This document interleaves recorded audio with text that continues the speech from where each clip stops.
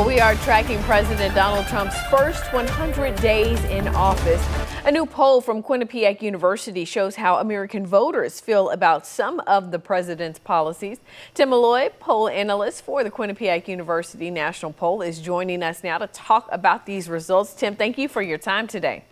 Very happy to be here. How are you doing? Doing well. All right, so let's start off with talking about methodology. I always like to get this out there anytime we're talking about any poll. Tell us who you talk to, when you talk to them, how you talk to them. Well, a national poll, we talk to everybody. We spent 5 days with 150 callers. A computer spits out numbers, including cell phone numbers. And we have a long list of questions for the people. And we get at least 1,200 completes, meaning, in other words, they answer all the questions. We hope to ask very fair and open-ended questions, and at the end of the day, we find out what the people are thinking about certain issues. On this one, we asked just about everything you can ask about the current state of affairs and President Trump's past and future.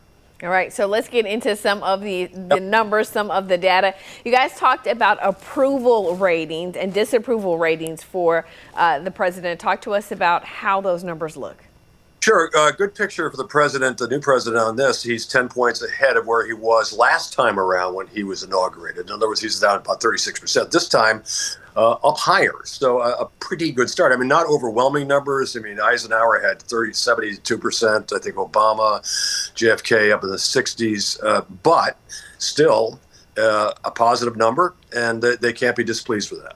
Yeah. You know, another thing, and a big policy, initiative that he's getting a lot of pushback on is what is happening at the border. So let's talk a little bit about his decision to send troops to the southern border. People agreeing or disagreeing, approving or disapproving of that move? Yeah, a majority, 60% of Americans we polled say good idea. Put troops down on the border, and that's what he promised he was going to do, and that's what he did. Disapproval, only 36%.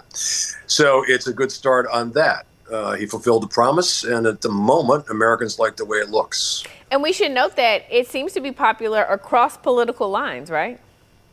Yeah, I think Democrats, Republicans, Independents, everybody knows something has to be done at the border. I think how it's handled in the future is going to be the question. If it's handled with a certain amount of gentle persuasion and goes smoothly and reduces the flow of immigrants in, most people would be pretty pleased with it. It's the question of whether you're going to toss out kids who were born here.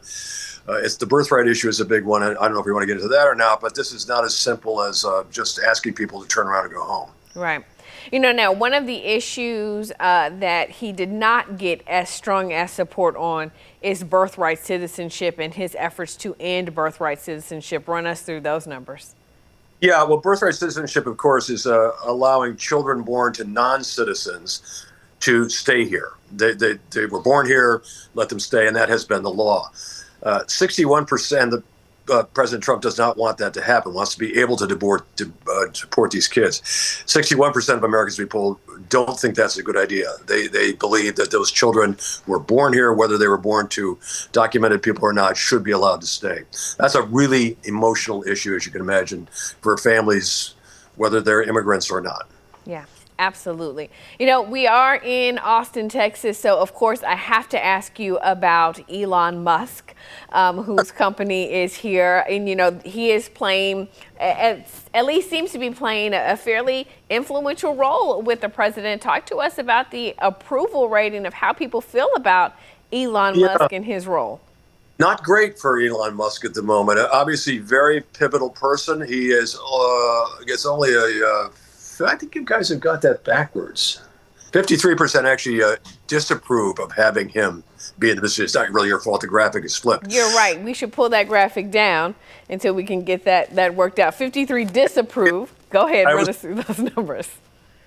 Yeah, 53% of Americans disapprove of having him this close proximity and making decisions, where a smaller number believe that he should be there. So, and actually what is interesting, women in a very large number don't approve of him at all. Men a little stronger, women not so much. Yeah. Fascinating stuff there. Of course, people can read more about the poll results with Quinnipiac University poll. Thank you so much, Tim, for your time today. We certainly appreciate you. Anytime. Glad you pronounced the name right. That I don't get that often. I'm working on it. Have a good one.